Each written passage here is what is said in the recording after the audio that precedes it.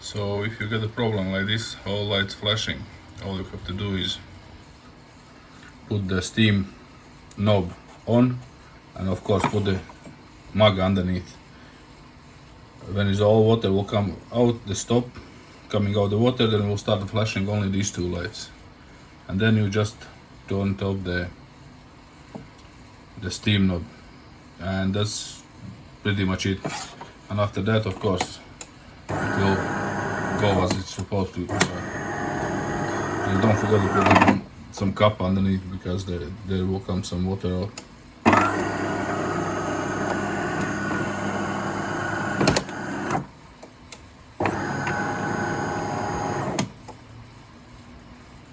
So as you can see, my machine is ready to work.